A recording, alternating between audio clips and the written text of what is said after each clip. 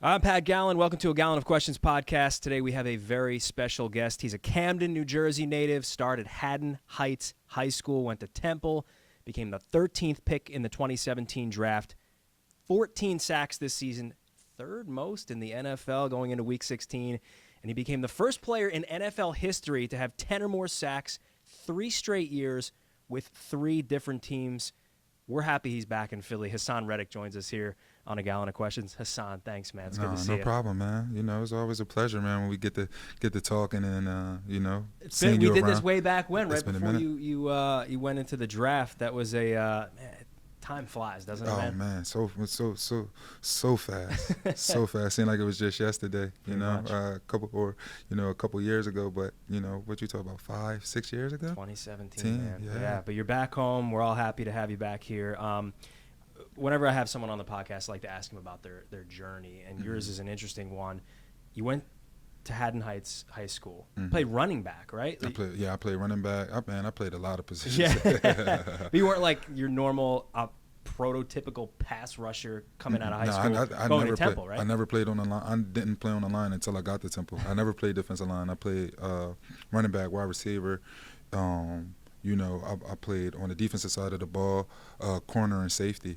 I hadn't played any type of linebacker or D-line until I got to Temple. So when you got to Temple, you were a walk-on, right? Non-scholarship athlete.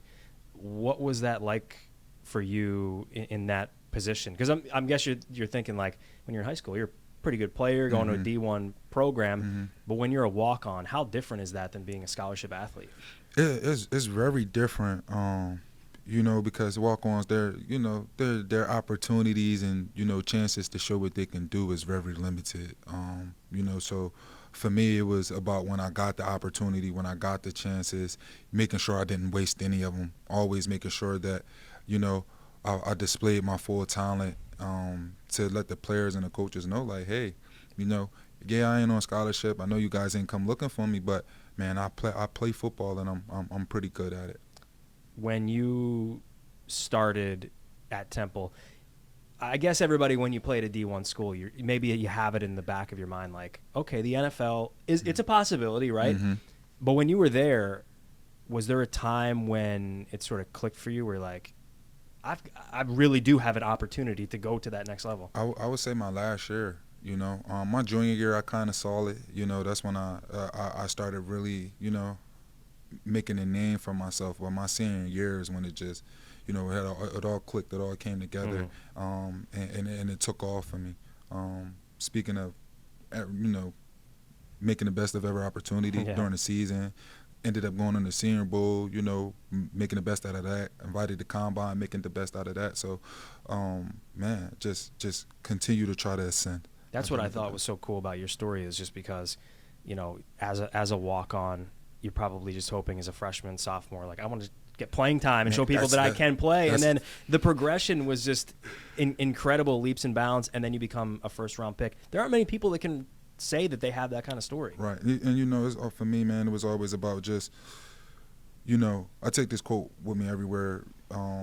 Most of my high school career, I worked out with my father. And, over my last 2 summers, we just worked out hard. We trained. We not just the body, but the mind as well. And, one of the things that he said was like, if you're going to do something, why not be the best or try to be your best at it? Sure. And I've always taken that with me. If I'm going to do something, hey, why not try to be the best? And for me, I've taken that every step of the way. And every time I've been asked to do something, whether, statistically it's been good or not, I just always still tried to be my best. I've always carried that with me, and, it's been working for me. When you were at Temple, who was the person that, obviously, your dad was there for you. Was there someone behind the scenes at Temple that you can say they're part of the reason why I'm here today? I would say Coach Elijah Robinson. It was a lot of coaches there, that helped me along the way. But it wasn't until he came when I, started learning about pass rush, right, and you know, actually working the fundamentals of it and understanding the game from a pass rush perspective. Like, he spent so much time with me, meeting time, you know, even sometimes, you know, knowing that I'm a walk-on. He was also from our city as well, him and Fran Brown, and just, you know, he genuinely wanted to make sure that I was all right, that I was taken care of, and he tried to do anything that he could to help. So I would say him coming in there, coaching me up on pass rush, you know, that was the biggest thing that I had needed in my career at the time, and the knowledge that I gained from him, I've been able to take it with me, you know, on a pass rush standpoint. So you said it sort of clicked for you when you were going into your senior year. Is there is there a game or a play from that year that stands out to you where you're like, man, I'm wrecking house, like I know that I can take this to the NFL? It was a bunch of games, you know. It was a bunch of games. Memphis, SMU, our bowl game, our championship game. Like, it was, you know, that whole season, I was balling on a different level. You know, so many people recognizing it and letting me know. And it was crazy. I didn't even start thinking about it until people were telling me about it. Yeah. Because at the time, you know, as a walk-on, the only thing I'm worried about, as you said, was getting my playing time. Yeah. You know, trying to get on the field. And then once I got on the field, it was just, you're like, they're not taking me off the field. field. Yeah, it was just always about playing great ball. I had got to a point where, you know, when you get hurt in high school for 2 years and you're not able to play those seasons, and you get the chance to play football again, it's just something you don't take for granted. Right. You know, like, I remember just sitting around thinking, like, man, what am I going to do next? I didn't even think about school or going to play football on a collegiate level. You know, I'm sitting here thinking about what's the next moves in life for me. And once I got the chance to walk on and play football again, it was, from that point forward, it was like, never take football for granted. You know, at some point, you know, like I said earlier, I wasn't even thinking about getting to the NFL in my senior year. I was just so in the moment with playing football and having fun doing it. You know, balling on that type of level. I haven't balled on that level since coming from high school, you know, so it's just like, man, I got to relish this moment. I got to take it in, and I'm worried about being the best that I can be right now, and everything else will take care of itself. All right, so you overcome the odds of being a walk-on player, go through Temple, become a first-round pick. The NFL's hard, man, and you, again, you have to sort of overcome the odds. You know, you go to Arizona, you have a difficult couple of seasons, and then something again clicks for you where you start to figure it out. What was that? What was that process like? It was really, you know, when I got to Arizona, you know, they were trying to transition me into an inside linebacker, and once again, I tried my best at it. Sure. You know, I put in countless hours coming in at 6 a.m., you know, before half of the people that work in the building is even there. Right. You know, I'm there with my position coach, Larry Foote at the time, or my DC.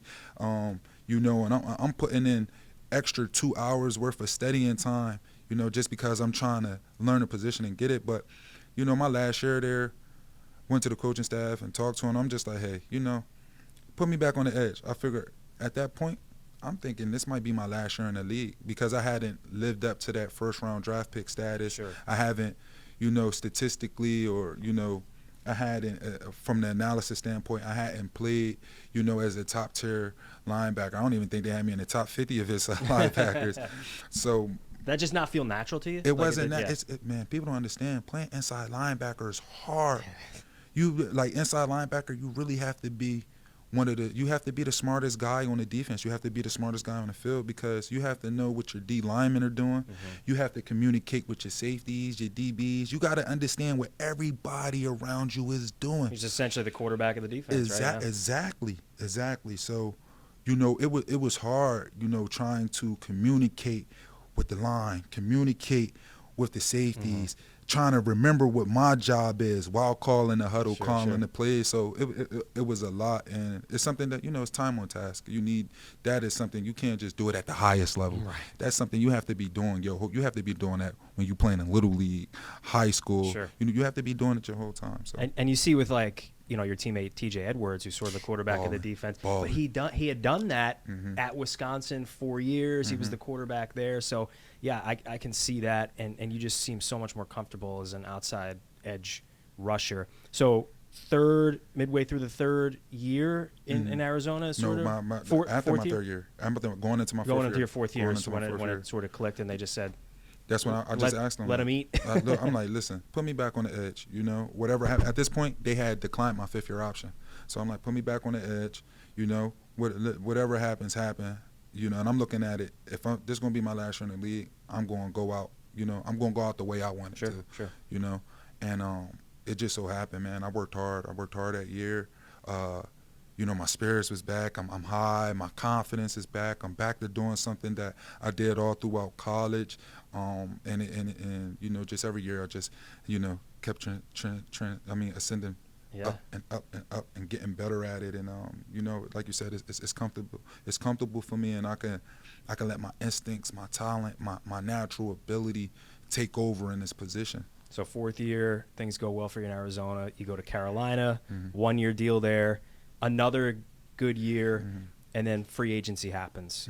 When did you think it was a possibility that you could come home? Was that a thought, like going into free agency? Nah, not at the time. No, when going into free agency, you know, I was kind of shocked that Carolina didn't. You know, were saying that they didn't. They were trying to give me the chance to go, you know, in free agency to see if I can get the money that they thought that I deserved. You know, I was a little bit shocked by that, and you know, at that time, it was just like, all right, cool. What's next? You know, see what happens in free agency. But when the Eagles called, and it was like, oh, you mean I can have the chance to go home and play for my hometown team and be closer to my family again?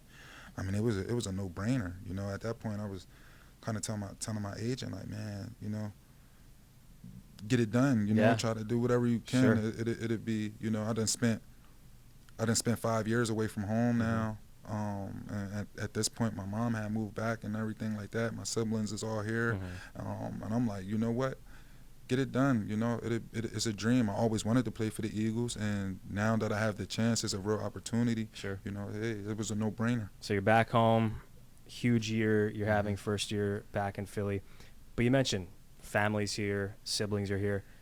Does that ever get difficult? Because, you know, if you're playing in another city, you don't have to worry about any of that outside stuff, right? But now that you're home, everyone's closer to you. Does that ever weigh on you a little bit? It's kind of crazy. I was just talking about this with Kaiser White the other day.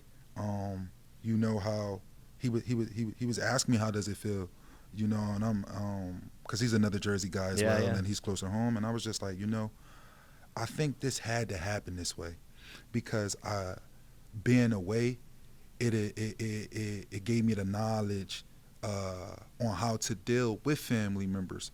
You know what I'm saying? Sure. While I was away. So now that I'm back home, while I am around them more, I know how to deal and maneuver around family because of Arizona and being away and having to do it while I was there. I think it would have been way harder to do it if I was here from the start. I think it would have been way harder because I just didn't know how to separate taking care of myself and making sure that, you know, I was mentally okay and right. You got to grow up essentially while away I'm from on the all field, that, exactly, and then still trying to deal with all the problems from family. So it's a blessing, man, and I think it's all worked out and it's going the way that God intended for it to go. I like that. And you're home now, so you know you've got football. Obviously, is number one for you.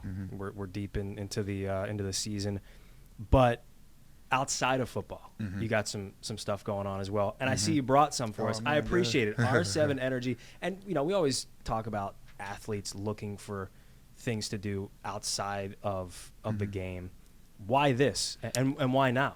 It's because you know, as you get older, right, and especially in a business like this, in the NFL, where your body is your asset, you just learn as you get older, you have to start putting things, you know, you have to put proper things into your body to get it to continue to run like it does or like it did when you were 21, 22, 23 years old. It is. It's hard. So being here now, you know, being 28, being in my 6th year, you know, I'm really big on taking care of my body and putting the things in it that'll help it run efficiently as it should, efficiently as it should. And, you know, this was one of the things, man. You know, it's hard. 17 games. You know, it's hard to go on to work every day happy or Yeah. with energy, and I needed something that could help me get my day started, but also when I'm putting these things in my body, it also helps me recover. Sure. And this is what the energy drink does. This is what R7 does. It has green caffeine coffee beans in there. Okay. For a more natural source of energy. We got things in there. I can't sit here and be like I know everything. I'm not the mixologist. But it has things in there to give you cognitive function. Make sure that you're locked in and focused on the things that you set forth for your tasks. Like I said, as a natural energy boost. Sure.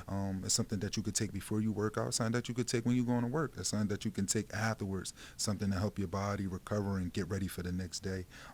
And as you see how I've been playing, man. Yeah. It's truly, I take one every day. Okay. And it's truly has helped me, continue to be my best. Proof is in the pudding, right? It's there. I'm always interested in how professional athletes take care of their body. Obviously, every single thing you put in it is so important, and the pounding that you guys take on a really weekly basis, a little bit during the week too, but.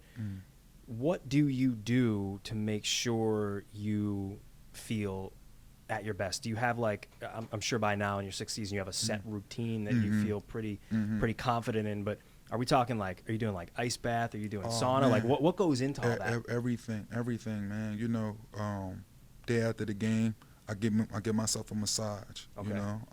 Midway through the week, I'm getting me another one, and then about Friday, 2 days before the game, I get another one. Just 3 massages in a week, just trying to keep this thing in a tip-top shape. Sure. So I can play at a high level for a very long time. Yeah. Speaking of sauna, I get in there, good to get some of the toxins out of my body, heavy metals that's in your body, stuff like that. Get that out of there, and just literally taking care of every nick, bruise, anything that don't feel right.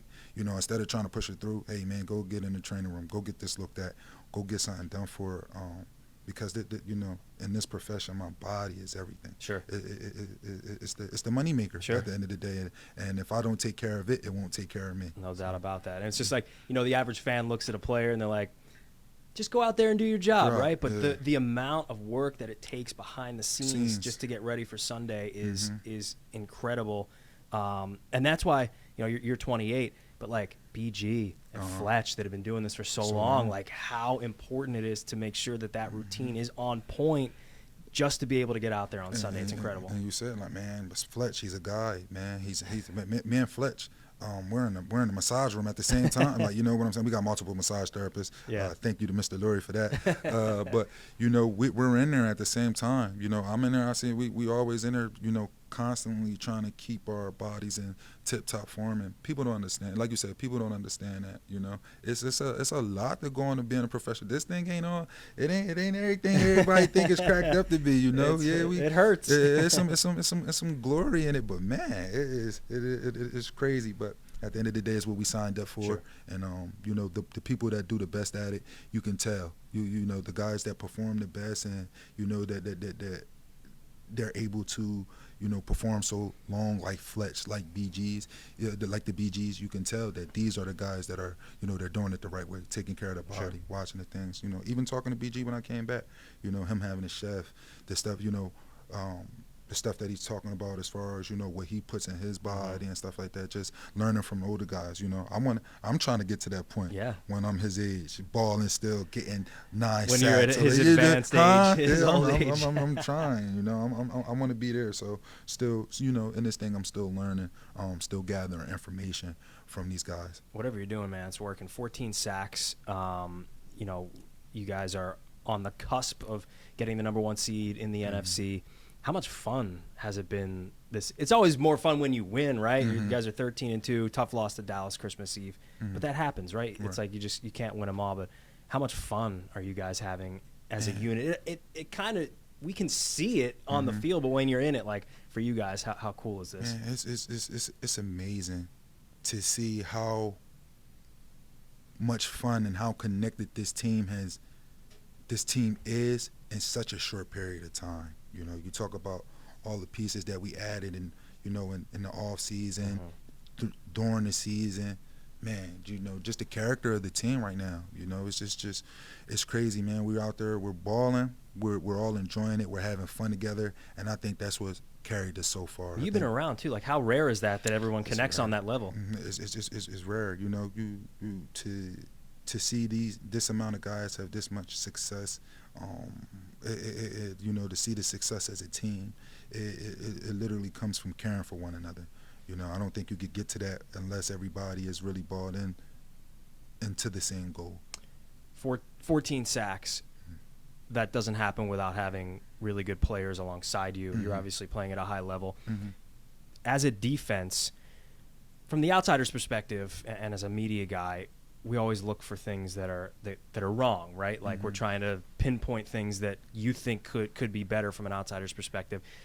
Do you think that people are a little bit too hard on Jonathan Gannon? Because you're thriving in the system right now, yet there is this thought, this belief that there's another level, or there could be another level as a unit. Do you think maybe people are a little bit too hard on him? I do, man. Like, what like what more could you want for the you know what I'm saying? Like, what more? I don't know. It's just one of those things. Maybe the fans are, I let them to death. I let the fans to death, but it's just one of them things. Maybe the fans will never be satisfied, but it's like, at some point you got to get a guy to break. Like, what more do you want him to do? Sure. He had, his defense right now is a top 2, top 3 defense. Yep. You know what I'm saying? Like, what more could you want? He has guys that he has guys that are playing their best football right now, and for him it's a thing of he has to find a happy medium. Sure. From him, calling the things that put people in the right position, and also, realizing, man, my guys is hot. I don't want to do too much. Sure. Let these guys just ball and do what they doing. I don't have to do too much. These guys are balling, Sometimes it's okay. Let me make an adjustment. Sure. I got to make this adjustment. Yep. And then sometimes for him, it's just, hey, these guys is balling. I don't want to interrupt any of that. Right. Let these guys continue to do what they doing. And it's been working for us. So it's like, get a guy a break. He's been great all year. Nobody's perfect. I haven't been perfect this year. The team hasn't been perfect. Nobody's perfect in anything that they do. But, the guy has been great all year. I think, the proof is there. You said a top 2, top 3 defense this year in the NFL. That's hard to do. It's hard to sustain, but you guys have done it. One thing that might hurt a little bit here is that Avonte Maddox now out with that toe injury. He's dealt with some injuries this year, but he's so good at the nickel corner position. Yes, that's a tough loss. It's great that you guys have depth, though, on defense. And then on the other side, Lane Johnson goes down. I'm sure you see a lot of him in practice. Just how much of a beast is this guy? Because he's obviously highly regarded in the NFL. People believe he's the best right tackle in the NFL. You get to see that on a daily basis. How big of a loss is that for you guys? Man, it's crucial, man. A guy like Lane, him playing, because Lane, he's not a real talkative guy. Right. Lane's not a real talkative guy. Lane is a guy that comes in and he's like, I'm about business. You know what I'm saying? I'm about getting my job done. And I love that about him. He takes it serious. I love that about him. But his presence alone, on the line, I think it just gives the rest of the line so much confidence. Sure. When you have a guy who hey, man, we can leave him on his own backside. He's going to take care of what he got to do. The guy hasn't allowed a sack in 2 years. That is insane. I when I came here, I'm like, I can't wait to go against this guy, because I knew automatically, he was going to make me better going against a tackle like that. And he has, man. Lane, we talk sometimes, and Lane would tell me, like, man, hey, that move right there you did, man, I like that. You should add that into your game, Hey, throw this into your game. Or when you're doing it, like, he has so much knowledge, and he's sharing it, and I love that about him. I really do love that about him, and him going down is crucial. It is crucial, but we got some good young players behind him. Some guys that I know he's going to be there and still coaching up and talking to and making sure that they're playing their best ball. And it's about guys stepping up now. Hey, unfortunately, this business is a next man up mentality. At the end of the day, and we can't have no drop off. Rather, who's in the game? So we got some young players that I think are going to come in and still be able to make a big impact for us. You know, at least be able to do their job well enough that we'll still be able to sustain and, you know, hopefully get to where we want to be. Sure. I'd be crazy not to ask you while I have you about the rest of the offense and just how critical it's been to have everyone clicking for the entire year. You bring in A.J. Brown, unbelievable talent. Devontae Smith is unbelievable. Dallas Goedert playing, you know, before he got hurt at an all-pro level. And then Jalen Hurts, maybe the MVP of the league before he gets hurt. You know, again, you get to see it every day up close in practice. How cool has it been to see the ascension of not one player, not two, but like the entirety of the offense? And it's just it's so crazy, you know. And like I said, our offense it's one of those things where everybody is having success. You know, like you said, AJ, he well over 1K. Yep. You know, Smitty just got his. You know what I'm saying? A major game he had, even though we lost. That was a big game he had.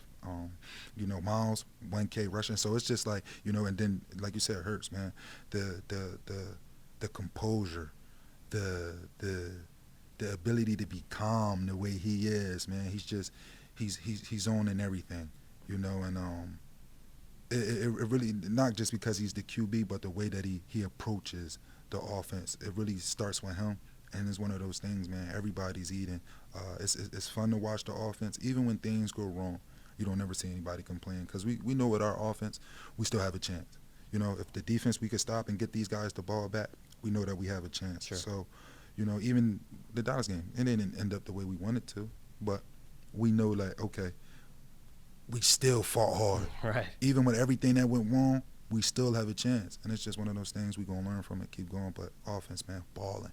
Unbelievable all season. Before we get to a gallon of questions, we'll shake it up and pull some questions out. But looking ahead, Saints on Sunday, you can lock up the number 1 seed with a win. And then even beyond that, I think we all know it's Super Bowl or bust for this team. That is the standard that you guys have set so far.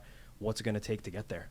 Man, I think, you know, just everybody being themselves, knocking out of, you know, fixing the uncharacteristic things. You know, like our offense haven't had many turnovers, you know, this season. And, you know, we had 4 last week. And, you know, I know our offense. They're going to come back. They're going to attack. They're pissed off.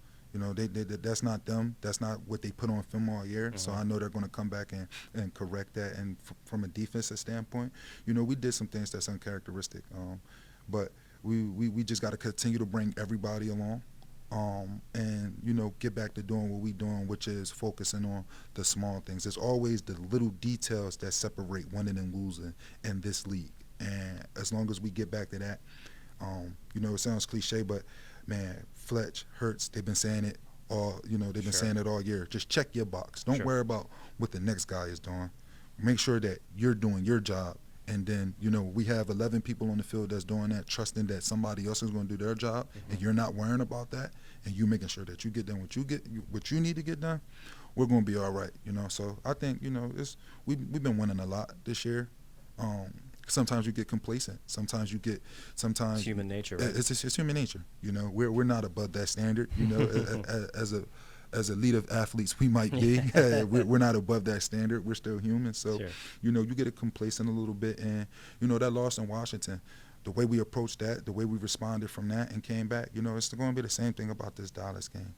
You know, we're going to respond. We're going to learn from it. We're going to respond. And, you know, we just going to have, you know, hopefully we just have another stretch where we're playing our brand of football. I think I speak for everyone in Philadelphia that I hope you get a chance to go back to Arizona in February and finish this thing off. It's all there for you guys. It's been an incredible year. All right, I won't hold you anymore, but we'll do a gallon of questions. We'll pull some out of this fancy little thing here, and we'll answer them. You ready? All right, that's all right. Pull one out of there, and we'll see. This one, because I see what it says here. Would you rather watch movies, play video games, read a book? What's your thing? And it depends for me. See, I like that. I like a nuanced answer. Yeah, I do. It depends for me. You know, I can't lie. I pride myself on being intelligent. I don't read a lot of books, but I do watch a lot of videos on things that could change your perspective or give you an outlook. So I'll probably put that in the category of watching movies. Okay, that works. And then probably play video games second, and then read a book. All right, that works for me. All right, next one. What's one thing people would be surprised to know about you? Ooh, one thing that Behind the curtain with Haason Reddick. be surprised to know about me. Are you like secretly a good baker or something? Is there something that's like? I am a big foodie. All right. I do love food, you know, and this little slim, slender body of mine for an outside linebacker or D lineman, man. I do love food a lot. I have my palate. I have worked on, you know, I've been to a couple different places. Yeah. Now, been to Italy and stuff like that. And after experiencing that, I've worked on my palate. It changes, right? It changes how tasting you look at different food, how you Oh, taste my. it. Everything That's about amazing. All right, there you go. Mm-hmm. I think I know the answer to this. Coffee or tea? Or R7 energy drink? I'm both. Yeah? I'm both, but I have been getting bigger on the tea side Okay. of things. I have gone bigger on the tea side of things. It's just some teas out there, man, that could really do some good for your body. Yeah. Pomegranate teas. Yeah, the antioxidants in tea, ginger, right? turmeric teas, man. I'm on all of that stuff. I'm going to start a health podcast, I think, instead. Teammate who would be most likely to cry during a movie? Who do you think would get emotional? You can say you. Would you cry during a movie? Nah, I ain't crying. Honestly, man, I wouldn't be surprised if it was Jordan Mailata, man. Yeah. I can see that. As big as that guy is, man, like when you hear him talk, he first of all, he's always happy. When Yes, you he hear is. him talk and sing, you know what I'm saying? You hear this guy talk and sing, and you see how gentle and how loving his personality Yeah. is. I could definitely see him crying. Jordan during the movie. Mailata. I cry when I hear him sing. Nah, he's a great singer. What's your New Year's resolution? Do you have one? New Year's resolution. New Year's Day coming up. Man, for me, man, it's just always being better than I was, you know, the year before, in all aspects, career-wise, you know, as a person, you know, I'm always about being better. I think that's one thing that everybody can do. We can always be better at something, and you know, that's me, man. That's the New Year's resolution. Would you rather play barefoot or without a face mask? Without a face mask. Yeah? Yeah, compared to barefoot, I don't know. It's hard to plant, you know. So You just never know how stupid these questions will be. There's two left here. Hoagie or cheesesteak? Oh, cheesesteak. Cheesesteak? Yeah, cheesesteak. I agree. What kind of question is that? We in Philly, you know. I'm All going right. to cheesesteak. Last one. Fill in the blank. Nick Sirianni is so blank.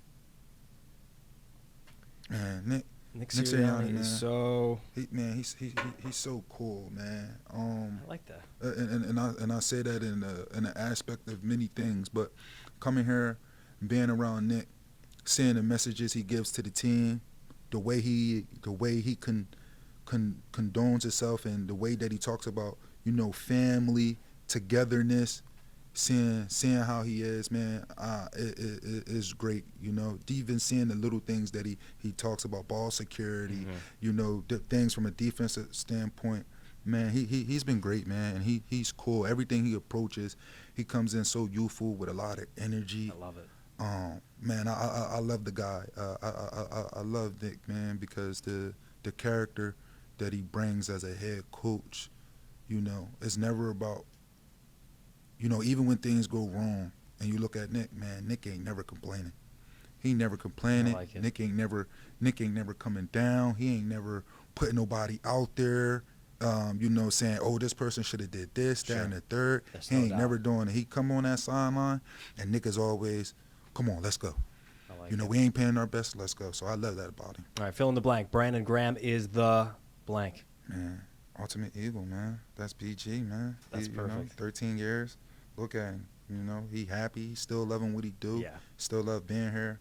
And you know, he relishing in the moment, man. No He's doubt. appreciating all of it. So yeah, man. All right, last one. Fill in the blank. Jalen Hurts can blank.